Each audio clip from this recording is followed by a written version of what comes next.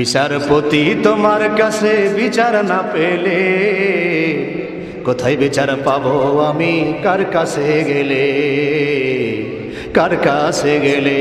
জোরে বলেন ঠিক কিনা? আজকে বিচারের কাছে নাই, বিচার নাই, সঠিক বিচার নাই। প্রভায়ের কারণটা কি? তাদের কাছে কোরআন নাই। আল্লাহ পাক বলছেন আলাইসাল্লাহু বিআহকামিল হাকিমিন। আল্লাহু আকবার। আল্লাহ পাক বলছেন, ও দুনিয়ার বিচারকেরা শোনো, আমি আল্লাহ তোমাদের মতো বিচারকের বিচারক নয় নাকি? ঠিক কিনা বলেন? বাংলাদেশে বিচারের উল্টা পাল্টা আছে না নাই? সঠিক বিচারের রাস্তা একেবারে বন্ধ। দোষীরা ছাড়া পেয়ে যায়, নির্দোষীরা এখন জেলে। ঠিক কিনা বলেন? বিচারপতি তোমার কাছে বিচার না পেলে কোথায় বিচার পাবো আমি? কার কাছে গেলে, কার কাছে গেলে? জোরে বলেন ঠিক কিনা? আজকে বিচারের কাছে নাই, বিচার নাই, সঠিক বিচার নাই। প্রভায়ের কারণটা কি? তাদের কাছে কোরআন নাই, জন্যই তারা সঠিক বিচারও করে না। প্রভায়ের আমার ওই আল্লাহ তাআলা কাজী হয়ে বিচারক হয়ে রায় দিলেন, ওয়াকাযা রাব্বুকা আল্লা তা'বুদু ইল্লা ইয়্যাহু। আল্লাহ তাআলা বলছেন, নবীজি আপনি শুনে রাখুন, আপনার রব রায় দিচ্ছেন, ফয়সালা দিচ্ছেন। আপনার রব রায় দিলেন, ফয়সালা দিলেন। রায় ফয়সালাটা কি? আল্লাহ তাআলা বলছেন, আল্লাহ তা'বুদু ইল্লা ইয়্যাহু। আল্লাহ ছাড়া কারো গোলামি করা যাবে, আল্লাহ ছাড়া কারো ইবাদত করা যাবে না। প্রভায়েরা আমার, তাহলে এই আয়াত থেকে বোঝা যায় আল্লাহ তাআলা বললেন আল্লাহ তা'বুদু ইল্লা ইয়্যাহু। ও মানুষেরা, ও আমার বান্দারা, আল্লাহ ছাড়া কারো গোলামি করো না। আল্লাহ কেন বললেন এই কথা? এখানে সূক্ষ্ম প্রশ্ন আছে বন্ধু। আমার আয়াতের প্রতি গবেষণা করে দেখলাম আল্লাহ কেন বললেন আল্লাহ তা'বুদু ইল্লা ইয়্যাহু। আল্লাহ বলছেন, ও বান্দারা, তোমরা আল্লাহ ছাড়া অন্য কারো গোলামি করো না। এ কথার দ্বারা প্রমাণিত হয় মানুষ আল্লাহ ছাড়া অন্য কারো গোলামিও করে। জোরে কোন ঠিক কিনা? মানুষ আল্লাহ ছাড়া অন্য কারো গোলামিও করে, ঠিক কিনা? প্রভাই সব কোরআন কি বলে এবার আসুন। আল্লাহ পাক কোরআনের মধ্যে কি বলেছেন? আল্লাহ পাক কোরআনে কারিমে সূরা ইয়াসিনের ভিতরে বলছে, আলাম আহাদ ইলাইকুম ইয়া বানি আদামা আল্লা তা'বুদুশ শাইতান ইন্নাহু লাকুম আদুব্বুম মুবিন। জোরে কন্না সুবহানাল্লাহ। আল্লাহ রাব্বুল আলামিন বলছেন, ওহে আদম সন্তানেরা শোনো, তোমরা আল্লাহ ছাড়া শয়তানের পদাঙ্ক অনুসরণ করো, শয়তানের গোলামি করো না। কে বলছেন? আল্লাহ পাক বলছেন। সূরা বনী ইসরাঈলে কি বললেন?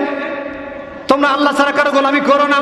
এখানে আল্লাহ পাক বলে দিলেন, এই কথা বুঝালেন যে মানুষ আল্লাহ ছাড়া শয়তানেরও গোলামি করে। এই জায়গায় সূরা ইয়াসিনের ভিতরে আল্লাহ পাক সেটা উল্লেখ করে দিলেন। আল্লাহ পাক বললেন, ও আদম সন্তানেরা, তোমরা আল্লাহ ছাড়া শয়তানের গোলামি কখনো করো না, কারণ তোমরা জানো না, আমি জানি শয়তান তোমাদের প্রকাশ্য দুশমন, প্রকাশ্য শত্রু। আরেকটু ঘাটেন বন্ধুরা, বনি আদম সন্তানের ভিতরে সকল বনি আদম সন্তান কিন্তু মুমিন নয়। কথা বলেন ঠিক কিনা? সকল বনি আদম সন্তান কি মুমিন? সকল বনি আদম সন্তান কি মুসলিম? না বন্ধু, না। আল্লাহ পাক এইবার মুমিনদের জন্য খাস করে আবার কি মায়া ভরা মন নিয়ে, দরদ ভরা মন নিয়ে মুমিনদেরকে জানায়া দিলেন, ও মুমিনেরা একটুখানি শোনো, আমি আল্লাহ ছাড়া শয়তানের গোলামি করব না, দাসত্ব করব না, শয়তানের পদাঙ্ক অনুসরণ করব না। সূরা বাকারার দিকে আপনি তাকায় দেখেন, আল্লাহ পাক রব্বুল ইজ্জত ওয়াল জালাল বলছেন, ইয়া আইয়ুহাল্লাযীনা আমানু দুখুলু ফিস সিলমি কাফা ওয়ালা তাত্তাবিউ খুতুওয়াতিশ শাইতান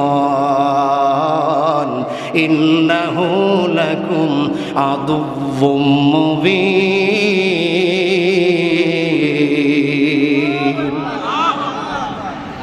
আমার ভাইয়েরা, মুমিনদেরকে আল্লাহ পাক কত ভালোবাসে একটুখানি খেয়াল করে দেখেন। আগের আয়াতে বললেন বনি আদম সন্তান শয়তানকে অনুসরণ করো না, শয়তানের গোলামি করো না। এখানে আল্লাহ পাক মুমিনদেরকে উদ্দেশ্য করে নিয়ে বলছেন, ও মুমিনেরা কান লাগাও, তোমরা ইসলামের ভিতরে পুরোপুরি ঢোকো, পুরোপুরি ঢোকো। জোরে বলুন সুবহানাল্লাহ। আংশিক ঢোকা যাবে না, পুরোপুরি ঢোকো। আর শয়তানের পদাঙ্ক অনুসরণ করো না, কারণ শয়তান তোমাদের প্রকাশ্য দুশমন। কিভাবে দুশমন ভাইয়েরা আমার? আল্লাহ পাক বলছেন, ও দুনিয়ার মুমিনেরা শোনো, শয়তান কিন্তু তোমাদের বাবা মা আদি পিতা আদম আলাইহিস সালাম, মা হাওয়া আলাইহিস সালামকে ধোঁকা দিয়া বোকা বানায়া দুনিয়া নামক কূপের মধ্যে নামিয়ে দিয়েছেন। আবারও তোমাদেরকেও কিন্তু কি ধোঁকা দিয়া বোকা বানায়া দুনিয়া নামক গর্ত থেকে আবারও কিন্তু জাহান্নামের গর্তে তোমাদেরকে কিন্তু ফেলায়া দেবে। জোরে কোন ঠিক কিনা? শয়তান আমাদেরকে কি জাহান্নামের দিকে ডাকছে, ঠিক কিনা বলে? আমাদের যুবকদেরকে কোন দিকে ডাকছে বলেন তো?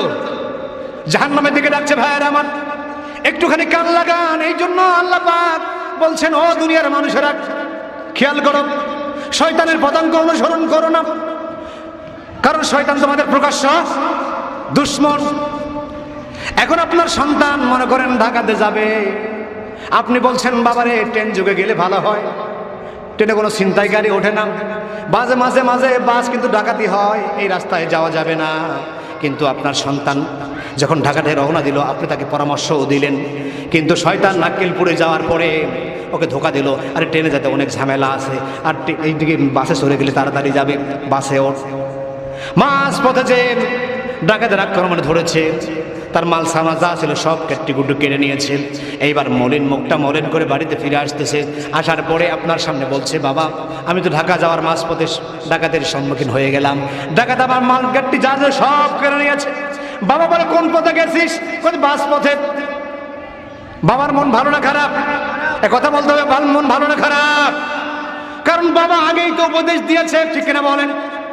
আমাদের অভিভাবক আল্লাহ তাআলা আমাদেরকে আগেই নসিহত করেছে, তোমরা শয়তানের অনুসরণ করো না, শয়তানের পদাঙ্ক অনুসরণ করো না, শয়তানের গোলামি করো না। শয়তান তোমাদের ধোঁকা দিয়ে বোকা বানায়া দুনিয়া নামক গর্ত থেকে আবারও কিন্তু জাহান্নাম নামক গর্ততে তোমাদের ঢুকে দেবে। ভাইয়েরা আমার, আল্লাহ তাআলা বলেন, আল্লাহ তা'বুদু ইল্লা ইয়াহু, আল্লাহ ছাড়া কারো গোলামি করো না, আল্লাহ ছাড়া কারো ইবাদত করো না। ভাইয়েরা এখন আসুন, ইবাদত কারে বলে জানতে হবে কিনা বলেন তো? ইবাদতটা কারে বলে? আল্লাহ পাক কোরআন কারীমের এক কথায় উত্তর দিয়ে দিলেন ইবাদত কারে বলে। একটু কান লাগান, সূরা হাশরের ভিতরে আল্লাহ পাক বলছেন, ওয়া মা আতাকুমুর রাসূলু ফাখুযুহু ওয়া মা নাহাকুম আনহু ফান্তাহু। জোরে কন্যা সুবহানাল্লাহ, আরো জোরে বলেন সুবহানাল্লাহ। আল্লাহ তাআলা বললেন, আমার নবী আমার রাসূল তোমাদের কাছে যা নিয়ে এসেছেন তা আঁকড়ে ধরো, যা তোমাদের আদেশ করে সেইটা গ্রহণ করো, আর আমার রাসূল তোমাদেরকে যা ছাড়তে বলেছে সেইটা ছেড়ে দাও। এই ধরা এবং ছাড়ার নাম হলো ইবাদত। এই ধরা এবং ছাড়ার নাম ইবাদত। জোরে বলুন ঠিক কিনা? ভাইয়েরা আমার, যত আদেশ নিষেধ আছে, যত আদেশ করেছেন নামাজ, রোজা, হজ, যাকাত, নেক আমল, তাসবিহ, তাহলিল, সত্য সাক্ষী, যাবতীয় সকলগুলোই কিন্তু নেক আমল। এগুলো ধরতে বলেছেন, এগুলো ধরার নাম হলো ইবাদত। সুদ খেও না, ঘুষ খেও না, জেনা করো না, ব্যভিচার করো না, বেপরদায় চলো না, অন্যের মাল ভক্ষণ করো না, অন্যায়ভাবে কাউকে জেল দিও না, কাউকে ফাঁসি দিও না। না বলেছেন করো না, এই না করার নাম ইবাদত। করলে ইবাদত হবে না, ঠিক না বলেন? আল্লাহ নবী সাল্লাল্লাহু আলাইহি ওয়াসাল্লাম বলেছেন, মান ক্বারাআল কুরআন ফাস্তাজহারাহু ফাহাল্লা হালালাহু ওয়া হাররামা হারামাহু আদখালাহুল্লাহুল জান্নাত। আল্লাহ নবী আলাইহিস সালাতু ওয়াস সালাম বলেছেন, ও দুনিয়ার মানুষেরা শোনো, যারা কোরআনে কারীম তেলাওয়াত করে, কোরআন পড়ে এবং কোরআনকে প্রকাশ করে দেয় এবং হালালকে হালাল হিসেবে জানে এবং হারামকে হারাম হিসেবে জানে, এই জানার পর তারা আমল করে, আল্লাহর নবী বলেছেন ওই সমস্ত মানুষগুলোকে আমার আল্লাহ রাব্বুল আলামিন জান্নাতে ঢুকায় দেবে। প্রিয় ভাইরা, তাহলে ইবাদত কারে বলে বুঝলাম তো ইনশাআল্লাহ? কি বলেন, বুঝেছি তো? প্রিয় ভাইরা আমার, আসুন এই ইবাদত শেখানোর জন্যই কিন্তু আল্লাহ পাক যুগ সন্ধিক্ষণের সময়ের ব্যবধানে আল্লাহ পাক লক্ষাধিক নবী রাসূল প্রেরণ করেছে পৃথিবীর জমিনে। জোরে কন্যা সুবহানাল্লাহ।